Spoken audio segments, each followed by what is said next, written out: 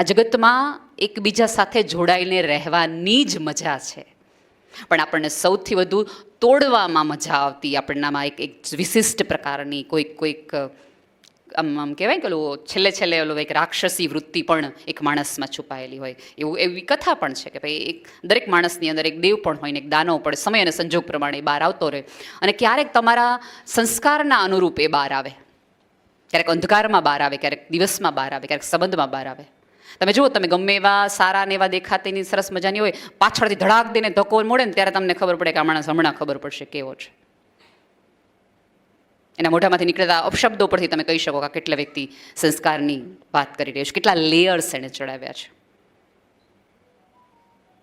સાહેબ, સાદી રીતે જો હું કહું તો મેં જેમ કીધું એમ કેમ આપણને તકલીફો અને મૂંઝવણો દેખાતી નથી, અને એને કાંઈ નહીં તો હું કોઈની જર્નીમાં સાથે ન ચાલી શકું, કોઈની યાત્રામાં હું સહભાગી ન થઈ શકું, કોઈની યાત્રાનો સામાન ઉપાડી ન શકું, કોઈની યાત્રામાં એને સાથે ચાલીને ત્યાં સુધી મૂકીએ ન આવી શકું, એટલું ન કરી શકું, પણ હું માણસ તરીકે એટલું તો કરી શકું કે યાત્રામાં જતી વ્યક્તિને થેપલા શાક કરી દઉં અને શુભેચ્છા તો આપી શકું ને. આટલું મને આવડે છે, તારી યાત્રામાં જતા આટલાની જરૂર પડશે, અને 3 ટંકનું ભાથું આપવાની આપણી ક્ષમતા અને યાત્રા છે. પણ આપણે એક લેયર્સ છે એ બધું આ કરે, થેપલા આપવાનું, સૂકી ભાજી આપવાનું, યાત્રાને છાત્રાને, આપણે બધા શું કહી સારું કામ કરે છે.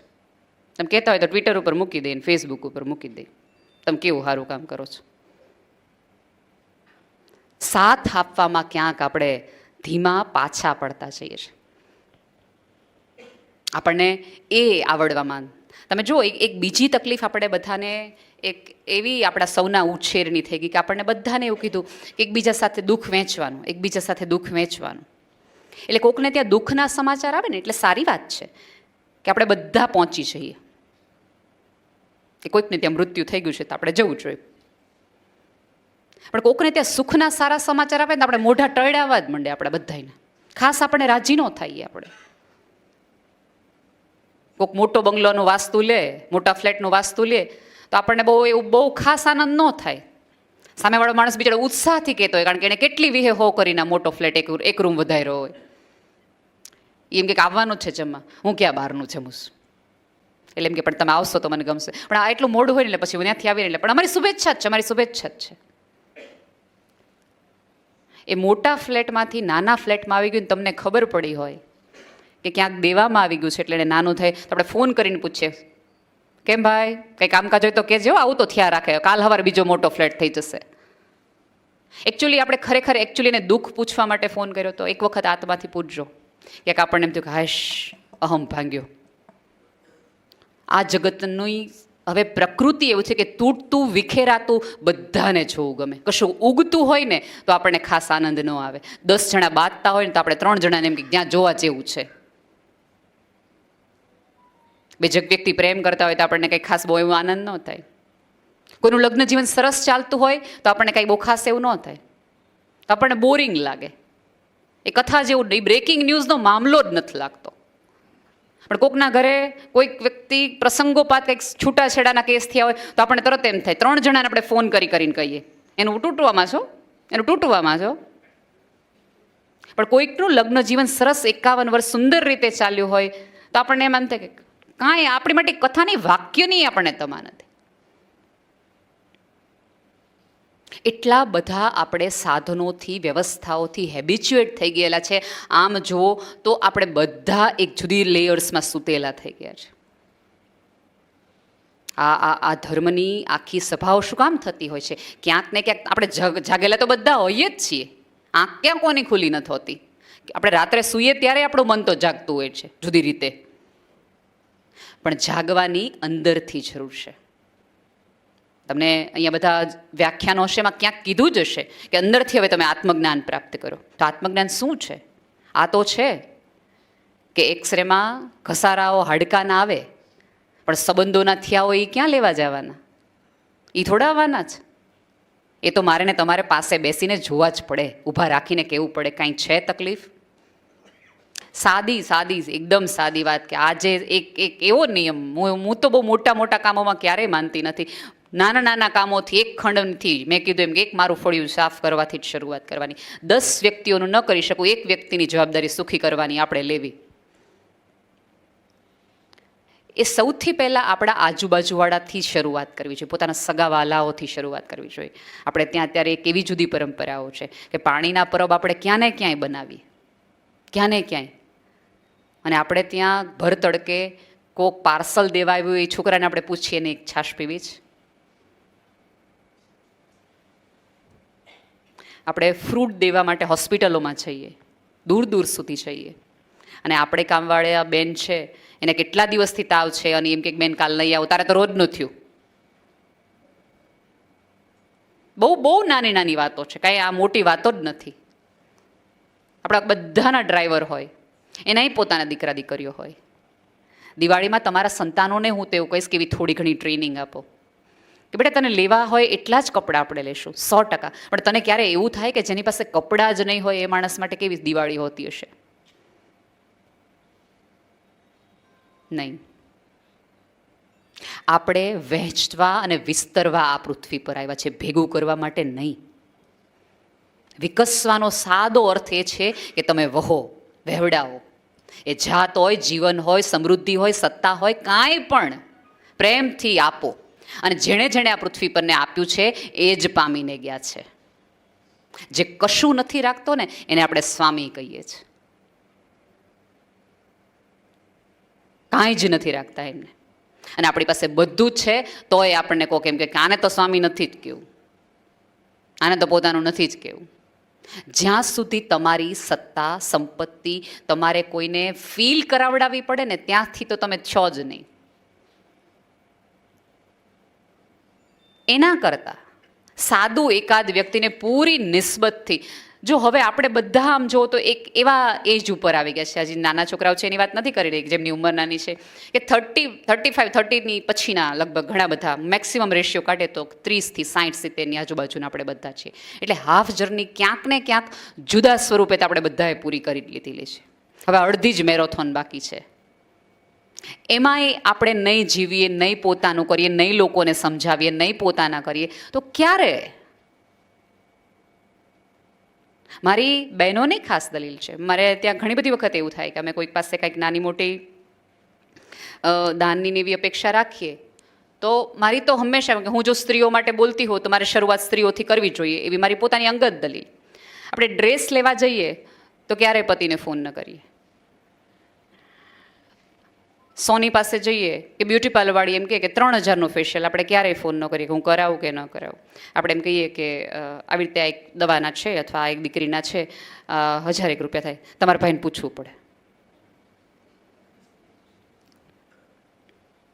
અને ભાઈઓ એક બિચારા ક્યારેય એવું નથી કીધું કે હું ભરે તમે ઘરે પૂછી ના આવું.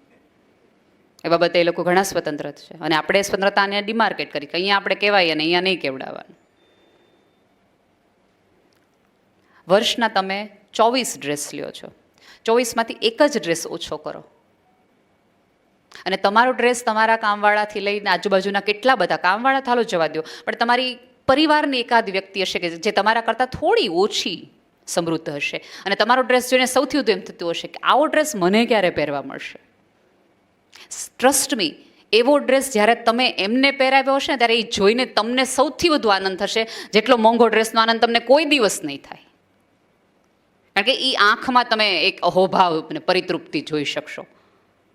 અને આપણે તો ગમે એટલો મોંઘો પહેર્યો પછી આવવાના છીએ અને પાછા જતી વખતે એક અફસોસ લઈને જ જાય કે ઓલીનો વધુ સારો હતો. એના બદલે ત્યારે તમારી નજર તમારા ડ્રેસ ઉપર નહીં, જેને આપ્યો છે ને ક્યાંક એની નજરમાં કે એને મજા આવ્યો ને, એને ગમ્યો ને, એને મજા નહીં લાગે છે ને, રૂઢી લાગે જ ને. સાહેબ, કોકને શણગારવાથી જીવનમાં જે આનંદ આવે ને, એટલે તો કુદરતે બધું આ પૃથ્વીને આટલી કલરફુલ બનાવી, એને આનંદ આવતો હશે. પાનખરમાં જુદા રંગો, વસંતમાં જુદા રંગો, શિયાળાના જુદા રંગો, ઉનાળાના જુદા રંગો. એને જો આટલું દઈને મજા આવતી હોય, અને ઉપરવાળો આપણે એવું કહીએ ને કે બધી જગ્યાએ ઈશ્વર ન પહોંચે એટલે માં બનાવે. સાચી જ વાત છે, પણ એમાં તો મને તો હંમેશા એવું લાગે કે ઈશ્વરને એવું થયું છે કે હું બધી જગ્યાએ નહીં પહોંચી શકું આ સકળ સૃષ્ટિમાં, એટલે હું માણસ બનાવું. એ આને સાચવી લે, આને સાચવી લે. અને પ્રાણીઓના કેટલા બધા એવા દાખલાઓ છે. મારે તો તમને એ સમજાવવાનું જ ન હોય, કારણ કે તો તમે દરેક વસ્તુમાં જે ન દેખાતું હોય એમાં પણ જીવ શોધી શકતી તમારી પરંપરામાંથી તમે આવો છો. એક થોમસ નામનો જ એક બહુ જ સંવેદનશીલ વ્યક્તિ હતો. એને ક્યાંક સમજાઈ ગયું હશે કે આ જગતની દરેક કણે કણમાં અંશમાં જીવ છે. આવું એને સમજાઈ ગયું. પછી ધીમે ધીમે એને એમ થયું કે જો જીવ હોવું જોઈએ તો વાત પણ કરવું જોઈએ, સંવાદ પણ કરવો જોઈએ, એની સાથે પડઘા પણ પડવા જોઈએ. એણે વાત કરવાનું શરૂ કર્યું. પંખી જતું હોય તો પંખી સાથે વાત કરે, ફૂલ હોય તો ફૂલ સાથે વાત કરે, વૃક્ષ હોય તો વૃક્ષના થડને સરસ મજાનું સમગ્રતાથી આંખ બંધ કરીને હાથ ફેરવીને એમ પૂછે કે તું કેટલા વર્ષનો થયો, કેટલા વર્ષથી તું અહીંયા છો, હું દરરોજ અહીંથી નીકળીને તને જોઉં છું. આમ કરતાં કરતાં ધીમે ધીમે થોમસની વાત આખા ગામને ખબર પડી. અને થોમસની ઘરે ફરિયાદ આવવા માંડી કે આ ભાઈનું છટકી ગયું છે કે જ્યારે હોય ને ત્યારે એકલા વાત કરતા હોય છે, અને જ્યારે તમે જાત સાથે વાત કરો ને ત્યારે જ તમે ગાંડા ગણાવો, અને આ જગતમાં ગાંડા થાવ ને તો જ ઓલો મળે. એકાકાર થવાની એક જ સ્થિતિ છે કે બધું ભૂલી જાઓ તમે એની સાથે થાવ. આખા ગામમાં વાત ફેલાવણી. દીકરીને ચિંતા થઈ ગઈ. મમ્મી તને ખબર છે પપ્પા ક્યારેક ક્યારેક ગાર્ડનમાં હાવ પંખીઓને એને હાથમાં લેતા હોય, અને હમણાં તો એક દેડકાને હળ્યા છે કે ખોબામાં એક દેડકો રહીને એને પૂછે કે તું જમ્યો, આ તને જમવાનું મળ્યું. પણ પત્ની બહુ સંવેદનશીલ હતી ને પતિને ઓળખતી હતી, એટલે એને પોતાની દીકરીને પણ સમજાવી કે બેટા તારા પપ્પા સરસ એક પ્રાણીઓ સાથે, આખી સૃષ્ટિ સાથે કોમ્યુનિકેટ કરવાની, વાર્તાલાપ કરવાની, પોતાની જેટલું જ મહત્ત્વનું દરેક વસ્તુ છે એવું સમજીને ચાલે છે. પછી આ રોજનો નિયમ કે ભાઈ ઓફિસેથી આવે, પોતાના પગથિયે બેસે ને દેડકો સટાક દઈને ભાઈના ખોબામાં આવી જઈને વાત કરે. પત્ની ત્યારે રસોડામાં રસોઈ કરતી હોય અને જોવે કે દેડકા સાથે વાત કરે છે. પછી શું થયું તારે ઓલું ઘરનું શું થયું, તો હજી ત્યાં જ રહેશો કે બીજેથી કંઈક બદલાવાની? એવી દોસ્તી નાખી દેતા 10 વર્ષ આ આખી વાત કથાઓ ચાલી હશે. રીડર ડાયજેસ્ટમાં આ સ્ટોરી છે, સરસ રીતે ચાલી. ભાઈનું મૃત્યુ થઈ જાય છે, કથા અહીંયા પૂરી થઈ જાય છે. પછી એક દિવસ 1 વર્ષ પછી એ મા દીકરી પોતાના પિતાની જે કબર હોય છે ત્યાં ફૂલ મૂકવા જાય છે. જીવ અને રડતી હોય છે સ્ત્રી. સટાક દઈને એક દેડકો ત્યાં આવી જાય છે એ કબર ઉપર, અને એઝ ઇફ ઓલી સ્ત્રીને એમ કહેવા માંડે છે કે આ માણસ હજી અહીંયા એકલો નથી હો, હું છું એની પાસે, તું રડતી નહીં. અને ઓલી મા દીકરી એટલું બધું રડે છે. અને પછી એક ભાઈને એમ કહે છે કે હજી અમારે આમાં એક લાઈન કોતરાવી છે. તો કે કઈ લાઈન કોતરાવી છે? અહીંયા દેડકાનો મિત્ર આરામ કરે છે. આ જગતમાં પ્રેમના પડઘા મોડા પડે પણ ન પડે એવું તો બને જ નહીં, બને જ નહીં. મેં કીધું એમ કે આ ઇકો વેલી છે. શરૂઆત હંમેશા કરો ત્યારે પોતાના ઘરની બહાર નીકળતી સાથે કરો, અને બીજી કે પોતાના ઘરથી થોડી ઘણી શરૂઆત કરો. આપણે એવું નિયમ લઈએ કે આપણે કોઈને મન કર્મ વચનથી કોઈને દુભાવશું નહીં, તો એમાં પત્નીએ આવી જાય. પત્નીની શાકમાં મીઠું ઓછું હોય અને આપણને જો રુદ્રરૂપ આપણું આવી જતું હોય તો ત્યાંથી જ શરૂઆત કરવી. હવે આવા કોઈથી આપણે શરૂઆત નહીં કરીએ. અને પત્ની હોય તે થોડાક મોડા આવે તો હલાવી લેવું. બધે કંઈ ફરવા ગયા હોય એવું નહીં, ટ્રાફિકે હોય.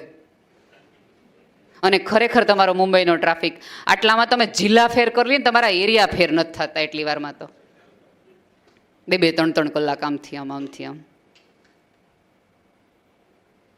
પોતાના લોકોની આજુબાજુની શરૂઆત કરો. મારી જ હું જો વાત કરું તો મેં વર્ષો સ્ત્રીઓની જેમ વાત કરી એમ સ્ત્રીઓની જ વાતો કરી કે મને એવું થાય કે સ્ત્રીઓને પોતાનો સમય મળવો જોઈએ, સ્ત્રીઓને પોતાની સ્વતંત્રતા મળવી જોઈએ, મી ટાઈમ ક્યાંક થોડો ઘણો મળવો જોઈએ. એવી મારી એક ઈચ્છા એ કહેવાય કે નાની મોટી મારી એક મુવમેન્ટ એ કહેવાય કે હું એવું ઈચ્છું કે સ્ત્રીઓને આ મળે.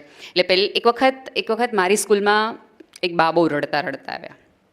બાનું રોનક એના દીકરાનું નામ. એ બા એટલા બધા રડે એટલે મને કે નેહલબેન મારા કંઈક બહુ ગયાજનના પાપ હશે એટલે મારા પેટે મારા ભાગે આ છોકરો આવ્યો. હવે દાદીને કાંઈ ન આપણે ગણીએ કે હું મારા જ બેન કહેવાય પાપ, કે જો એની માં તો જન્મ આપીને છૂટી ગઈ અને એનો બાપ કેન્સરમાં છે એટલે એ હમણાં છૂટી જશે, એટલે મારે જ આ દીકરાને આજીવન મોટો કરવાનો જ ને. અને કે મારા પાપ તો એટલા મોટા છે, એટલા બધા છે કે હું કોઈ દિવસ ગંગાજીમાં જઈને હરિદ્વારમાં મારા હાડકાઈ બોળવાની નથી કે મારા પાપ ધોવાઈ જઈને આવતા દિવસોમાં ક્યારેક હું સુખી થઈ શકું. અને મારા મગજમાં આમ ઘર કરી ગયું કે એની જો શ્રદ્ધા હોય કે માત્ર ગંગાજીમાં નાહી લેવાથી જો કોઈ તમારા પાપ ધોવાઈ જાય તો તેની જવાબદારી આપણે લેવી. કોઈક રીતે હું રોનકની વ્યવસ્થા કરીને, રોનક એટલે હાઇપર એક્ટિવ, અત્યંત હાઇપર એક્ટિવ છોકરો કે જેને વાગે અને લોહી નીકળે તો તમારે સ્ટીચ લેવા માટે એનેસ્થેસિયા ન આપવો પડે, કારણ કે એટલું સેન્સેશન એના શરીરમાં નથી, પીડા જ નથી અનુભવ થતી. જે પીડા આપતી નસો હોય મગજને સંદેશાઓ પહોંચાડે, તને તકલીફ થઈ, તને લોહી નીકળ્યું, તને ગરમ લાગ્યું, એ કોઈ સંદેશાઓ જ એના મગજ પહોંચાડતો નથી. એવો હાઇપર અને તકલીફવાળો છોકરો. ધીમે ધીમે ધીમે 1 સ્ત્રી, 2 સ્ત્રી, 3 સ્ત્રી, 4 સ્ત્રી, 5 સ્ત્રી, અને આઈ ડિસાઇડેડ કે કાંઈક હવે કરવું પડશે. એટલે પછી ગયા માર્ચ મહિનાની અંદર મેં મારા બાળકોની 300 આખી, એટલે એમ કહેવાય કે 350, અને કઈ રીતે કે બાળક અને માં, કારણ કે જ્યારે તમારા ઘરેમાં એકાદ દિવ્યાંગ બાળક આવે ને એટલે જાણે અજાણે તમે ફેમિલી ફંક્શનમાં જવાનું બંધ કરી દો. અને એમાં કોણે ઘરે જવાનું બંધ થાય? પિતા બધે જઈ આવે, માએ જવાનું, કારણ કે બાળક પાસે માએ રહેવું પડે, એટલે માં જ ક્યારેય બહાર ન નીકળે. એટલે મેં નક્કી કર્યું કે મારા બાળક અને એની માં 12 દિવસ એને ગમે એવા જુદા જુદા પ્રવાસોમાં એને લઈ જવી છે.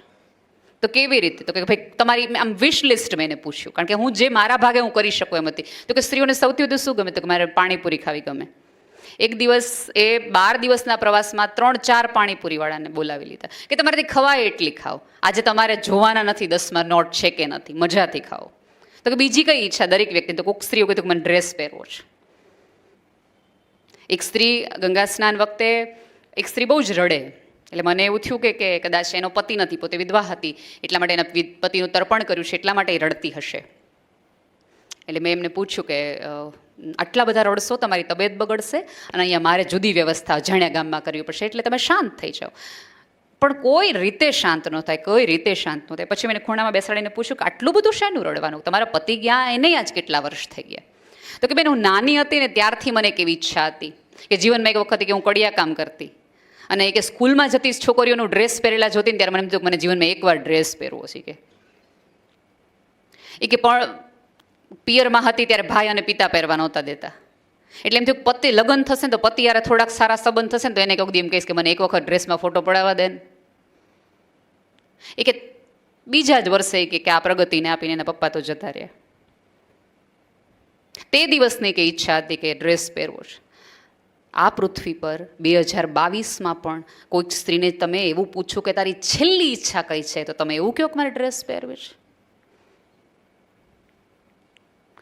સાહેબ, આટલી તકલીફ અને મૂંઝવણવાળા લોકો આ પૃથ્વી પર છે. અને સાચું કહું, ઈશ્વરની તમારા ઉપર કરુણા હોય ને તો તમે એકાદ વ્યક્તિનો હાથ અને સાથ પકડી શકો. તમને કોઈક એવું પૂછે કે તમારી ઈશ્વર તમારા ઉપર દયાવાન છે, તમારી ઉપર કરુણાવાન છે, ઈશ્વર તમારી પ્રાર્થના સાંભળે છે કે નહીં, કે તમારી સાધના એને મંજૂર છે કે નહીં, એની સાદી જો ફૂટપટ્ટી રાખવી હોય ને તો એ રાખો કે સારા કામમાં તમને એ સહયોગીને ભાગીદાર કરે છે તો માનજો કે ઈશ્વર તમને એની નજરમાં તમે છો. બાકી તમારા હાથમાં હોય, ખીચામાં હોય અને તમારી પાસે લેવાવાળું કોઈ ન હોય. તમે કોઈકને ખવડાવવા માટે તૈયાર હો, પણ કોઈક ભૂખ્યું હોવું જોઈએ ને સામે, તો તમે દઈ શકો. હંમેશા દાનતના પ્રશ્નો નથી હોતા, ક્યારેક છે એ પ્રશ્નો છે એ તમને મળતા અવસરનો, તકનો પણ હોય છે. આપણે બધા જ તકવાદી તો છીએ જ. ક્યારેક આવી બધી માનવતાની પહેલમાં થતી તક હોય એમાં પણ એકાદ આવી તકવાદી થઈ જવાની થોડી ઘણી ખેવના કરવા જેવી છે. ઈશ્વરની નજીક આવવા માટે કાંઈ બહુ મોટા મોટા કામ કરવાની જરૂર નથી હોતી. મોટા થઈ જાય તો એની વધુ કરુણા, પણ નાના કામથી એ નહીં રાજી થાય એવો એટલો નાનોય આપણો ઈશ્વર નથી દોસ્ત. મારી અને તમારી અંદર સતત એક વખત એક મઠની અંદર શું છેલ્લી, મને ખબર છે 10 વાગે ગયા છે, હું છેલ્લી મારી વાત કહીને વાતને પૂરી કરું. એક વખત એક મઠની અંદર બહુ જ દૂર દૂરથી ભણવા આવતા બૌદ્ધ મઠ હતા, અને લોકો ક્યાંથી ત્યાં ભણવા આવે, કેટલા બધા દૂર દૂરથી. એનું નામ હતું. લોકોને એને કહેવું પડે, એનો આચાર્ય છે બહાર ઊભો રહે, એમ કે તમારા દીકરાનું આવતા વર્ષે એડમિશન આપીશ, અત્યારે તો આપી શકાય એમ જ નથી, એટલું બધું ફૂલ છે.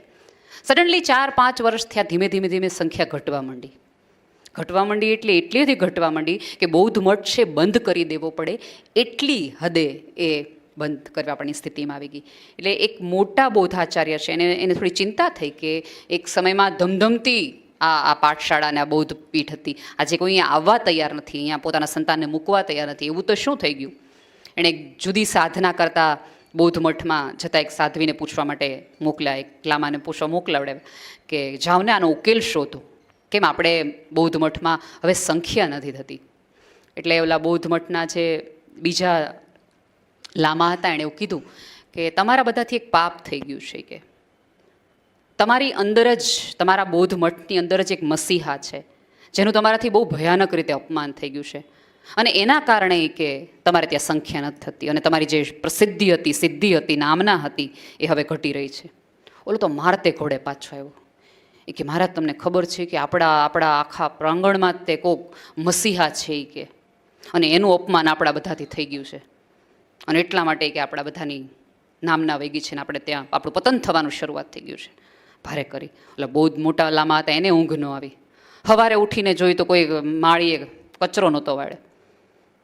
છટાક દીને માળીને બોલ્યો, કેમ મેં રાડો પાડી? અને તરત કદાચ આ મસીહા હશે તો એ કે નહીં, બહુ પ્રેમથી શાંતિથી કીધું કે સરસ રીતે વાળી નાખજો ભાઈ. થોડા આગળ ગયા, ચા હાવ ઠરી ગયેલી હતી.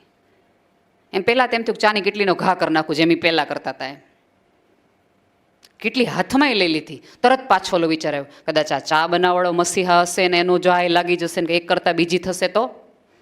પોતે રસોડામાં ગયા અને કેટલી આપીને એમ કીધું કે આ ચા સાવ ઠરી ગઈ છે, બીજી ગરમ કરો તો છોકરાઓ હમણાં આવે તેને વાંધો ન આવે, ઠંડી બહુ છે. એ ક્લાસમાં ગયા, છોકરાઓ આવી ગયા હતા, હજી ગુરુજી નહોતા આવ્યા. એટલે એમ થયું કે હમણાં ગુરુજી આવે એટલે સસ્પેન્ડ જ કરી દેવા, કહી જ દેવું કાલથી આવતા જ નહીં તમે, આવી સાધના હોય. અને આમ ઊભા રહી ગયા. દાદરા ઉપરથી ઓલા જે ગુરુજી જેનો ક્લાસ હતો એ આવ્યા. હજી બોલવા જાય ત્યાં તરત પાછું અંદરથી બ્લિંક થયું કે મસીહા હશે તો એક કરતાં બીજી થાય, આ રહેવા દો. એ કે ધીમે ધીમે દરેક વ્યક્તિ એકબીજા સાથે એવા ડરથી વર્તન કરવા માંડ્યું કે આ મસીહા હશે તો, આની અંદર હશે તો, ઓલાની અંદર હશે તો, આના અંદર હશે. 1.5-2 મહિના પછી ઓલા લામા જેણે આ સૂચના આપી હતી પાછા આવ્યા. એ કે હવે કેવું લાગે છે? એ કે હવે તો એટલું સુંદર લાગે છે, બધાને અહીંયા રહેવાની મજા આવે છે, ગામમાંથી નીચે લોકો આવીને અહીંયા બેસે છે, અમારા ધર્મ સંદેશ સાંભળે છે. એ કે એનું કારણ તમને શું લાગે છે? એ કે આમાં એવું છે કે અમે બીએ છીએ કોની અંદર મસીહા હશે. ત્યારે એણે એ જ કીધું કે આ ડરથી નહીં, આવા અહોભાવથી જીવો કે કોકની અંદર બેઠેલા પરમાત્માને હું વંદન કરું છું એવી રીતે એની સાથે વ્યવહારને વર્તન કરો.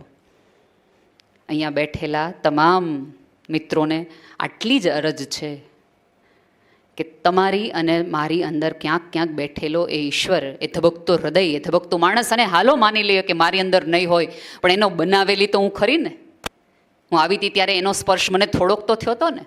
એ સ્પર્શને વંદન કરો તો તમારી ને મારી માનવતા સાથેની મૈત્રી અકબંધ છે, નિસ્બતપૂર્ણ છે અને આજીવનની છે.